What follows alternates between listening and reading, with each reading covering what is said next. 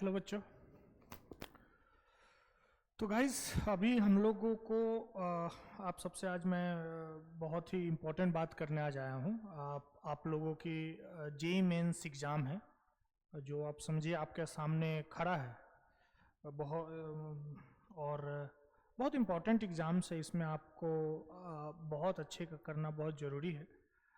तो इसके रिलेटेड आज मैं बात करता हूँ कि अगर आप एग्ज़ाम देने जा रहे हैं तो कौन कौन सी चीज़ों की छोटी छोटी जो बातें हैं जिस पे हमें ध्यान देना अभी बहुत ज़रूरत है। क्या क्योंकि हम लोग को देखिए अभी क्या है कि प्रिपरेशंस हमारा हो गया है, 2 साल हमने इस पे मेहनत किया है, इस पे एकदम जमकर हमने मेहनत किया होगा। अगर जो कुछ बच्चे ड्रॉप दे रहे हैं तो उनका तो मैं टोटल 3 इयर्स का टोटल प्रिपरेशंस है। तो अभी बहुत इम्पोर्टेंट समय है जिसको हमें बहुत छोटी छोटी चीज़ों को एक बार समझ लेना होगा। ठीक है बच्चों, तो हम लोग का फोकस ही है जेईई मेंस एग्ज़ाम जो अभी आने वाला है, और क्या क्या चीज़ पे आप ध्यान दें एग्ज़ाम से पहले और एग्ज़ाम के दौरान वो मैं आपको आज थोड़ी बताना चाहता हूँ। तो देखिए सबसे पहले तो ये है कि आपको ये बात को समझना होगा कि मुझे एग्ज़ाम को पहले मैं बर्डन नहीं मानूंगा। सबसे पहले एकदम बर्डन नहीं मानना है, प्रेशर नहीं लेना है, डरना नहीं है। क्या नहीं करना है? डरना नहीं। क्योंकि एग्जाम सामने होता है ना, डर सामने आ जाता है। किसका डर? कैसा डर? अरे नहीं होगा तो मेरे अंकल क्या बोलेंगे, मेरे पापा नाराज हो जाएंगे, मेरे पूरे रिश्तेदार मुझे सवाल पूछने लगेंगे। बहुत सा डर, सोशल प्रेशर तो ज़्यादा, या मैं क्या करूँगा, क्या होगा, मेरा 1 साल ड्रॉप भी हो गया, मैं लाइफ में कुछ करूँगा नहीं करूँगा। बहुत सारा सवाल अननेसेसरी आएगा आपके पास, जो वो सिर्फ आपका डर है, एकदम डर है। मैं आपको बताता हूँ। तो एकदम आप इस चीज़ को पहले समझ ले कि मुझे डरना नहीं है। जो मेरे पास 3 साल समय था उसको मैंने अच्छा से मेहनत किया, अच्छा से पढ़ाई किया। अभी मुझे एग्ज़ाम देना है। और कैसे एग्ज़ाम देना है? एकदम काल्मली, एकदम शांत से, इजी, रिलैक्स होकर आपको एग्ज़ाम देना है जेईई मेंस। तो क्या नहीं करना है? ना डरना है, ना फियर होना है, हमें एकदम इजी कामली जाके एग्जाम देना है। क्योंकि देखो भाई, हमने 2 साल प्रिपरेशन किया है ना, अपने प्रिपरेशन पे तो कॉन्फिडेंस रखना है कि हम मैंने 2 साल मेहनत किया, इतना टेस्ट लगाया, इतना टेस्ट सीरीज दिया, इतना क्लासेस अटेंड किया, इतना मॉक लगाया। अभी भी किस बात का डर? तो डर को एकदम पूरी तरह से हटाना है और एकदम लाइटली जाके एग्जाम देना है। सबसे पहले तो ये। और आप ये बात समझिए, आपके एग्जाम जो है जेईई मेंस, वो आपका कोई फियर का टेस्ट नहीं ले रहा है कि आप कितना डर रहे हो तो मैं आपको जिता दे रहा हूँ। वो एग्जाम है आपका माइंड जितना काल्म रहेगा, कैसा डिसीजन मेकिंग है बच्चे का, ये चेक करता है। तो आपका डिसीजन मेकिंग तभी बेहतर होगा जब आप अपने माइंड को शांत रखोगे। मेरी बात को बहुत ध्यान से सुनना। एग्जाम से पहले 1 दिन पहले आपको कुछ भी चीज़ों पे माथा नहीं मारना है। माइंड को जितना रिलैक्स दे, जितना आप अपने माइंड को रेस्ट दे, उतना ज़्यादा आपका उस 3 आवर्स में एग्जाम माइंड आपका साथ देगा। मतलब आपको अच्छा परफॉर्मेंस आपको माइंड का चाहिए। उसके लिए मिनिमम 24 आवर्स बैक कोई भी अननेसेसरी चीज़ रिवीजन करना है तो आप 15 to 20 आवर्स पहले एक बार सबका कर लीजिए। उसके बाद माइंड को आप अच्छे से डाइटिंग, खाना पे ध्यान देना है और अपने रेस्ट स्लीप पे ध्यान देना है।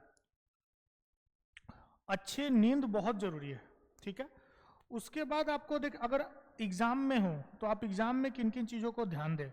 सबसे पहले देखिए, सबसे पहले जब आप शुरुआत करेंगे तो आपके पास 3 आवर्स रहेगा। जो भी आपको टाइमिंग मिलता है, मॉर्निंग में 9 सुबह है या इवनिंग को है, जो भी आफ्टरनून का जो आपका टाइमिंग है, उस टाइमिंग में आप सेंटर पे बहुत देर पहले चला जाइए, आधा 1 घंटा पहले चला जाइए। कोई भी रसनेस चाहिए ही नहीं। रसनेस आएगा, पैनिकनेस आएगा, फिर एग्जाम में प्रेशर आएगा, अननेसेसरी और गलत गलत करके आ जाएंगे और फिर रोना शुरू हो जाएगा।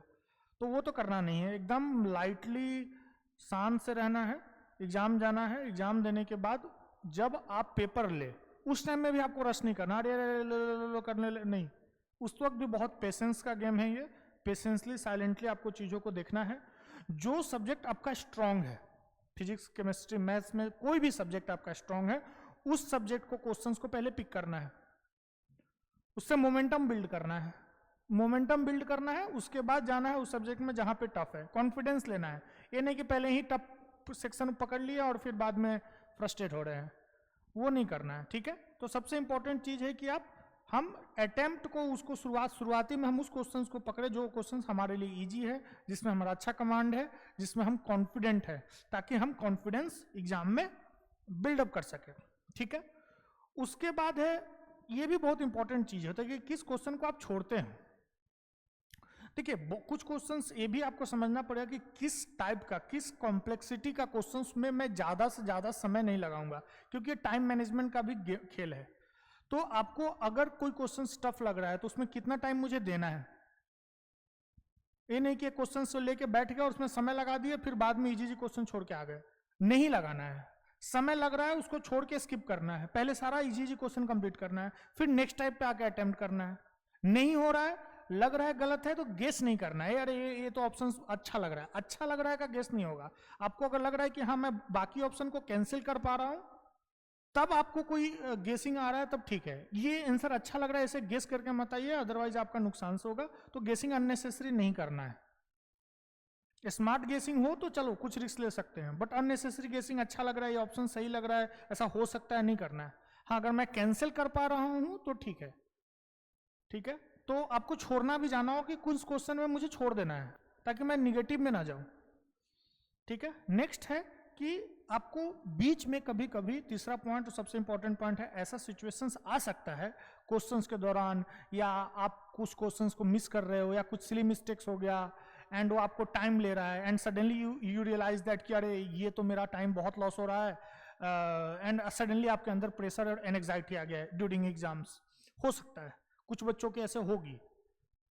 उस वक्त क्या करना है मैं आपको बताता हूं, बहुत इंपॉर्टेंट चीज है, बहुत ही इंपॉर्टेंट चीज है। जब भी आपका मन घबराए एग्जाम के दौरान में, आपको उस टाइम पे जस्ट अपने आंख को बंद करना है और एक जोर सा सांस लेना है, बहुत डीप ब्रेथ लेना है। 1 से लेकर 7 तक आपको काउंट करना है, जैसे 1 मन में ही काउंट करना है, 1 2, और जोर से सांस लेना है। 7 तक सांस को रखना है, लेना है, और फिर उसके बाद धीरे धीरे सांस को छोड़ना है, मिनिमम 1 बार। जैसे सांस लिए, रोके और सांस को छोड़ दिए। अगर लगे तो 2-3 बार इसको कर लेना है, ज्यादा समय नहीं लगेगा, 1-2 मिनट का टाइम लगेगा। सांस जैसे ही आप डीप ब्रेथ लोगे, आपका माइंड में अननेसेसरी पैनिकनेस बंद हो जाता है, स्टॉप हो जाता है। ये बायोलॉजी है, जब हम नाक बंद करते हैं तो माइंड काम करना बंद हो जाता है। तो जब भी आपको प्रेशर लगे, माइंड आपको पैनिकनेस क्रिएट करे, थोड़ा देर शांत हो जाए, सब चीज छोड़ के आंख बंद करे और इमीडिएटली धीरे धीरे, हड़बड़ी में सांस न ले, धीरे धीरे आप ब्रेथ इन ले और आउट कर दे। 2-3 बार 4 बार करे, आप लगे आपका दिमाग शांत हो गया, मन शांत हो गया, तो वापस से आप नॉर्मल में अटेम्प्ट करें। ये बहुत इंपॉर्टेंट चीज है। कभी कभी मेन एग्जाम्स में आपको प्रेशर एंड एंग्जाइटी आएगा, तो इस बात पे आप बहुत ज्यादा ध्यान दीजिए, ठीक है बच्चों। तो ये चीज था। मुझे आप सबको बेस्ट ऑफ लक। जो भी बच्चे एग्जाम देने जा रहे हैं, आप लोग के लिए बहुत इंपॉर्टेंट डे है, बहुत अच्छे से दीजिएगा, अच्छे से दीजिएगा। कुछ सुबह मीठा खाकर जाइएगा एग्जाम देने, ताकि मन भी खुश रहे, ठीक है। और आप बिलीव कीजिए और कॉन्फिडेंट रहिए। आपकी ये नहीं सोचना है कि मैं, अरे मेरा प्रिपरेशन वो बाकी रह गया, मैं कॉन्फिडेंट नहीं हूं। नहीं, जो होना था हो गया। अभी आपने जितना प्रिपरेशन किया उस पर आप कॉन्फिडेंट रखिए, और ये मान के चलिए कि उस दिन मेरा लक भी और मेरा मेहनत भी, तीनों मेरे साथ, मेरा साथ एग्जाम में बैठेगा, आप अकेले नहीं हो। ये कॉन्फिडेंट और पॉजिटिव माइंडसेट, एकदम निगेटिव माइंडसेट नहीं चाहिए, कुछ भी निगेटिविटी नहीं चाहिए। एग्जाम के बाद बैठ के रोना है रो लो, जो निगेटिव लेना है ले लो, मुझे कोई लेना देना नहीं है।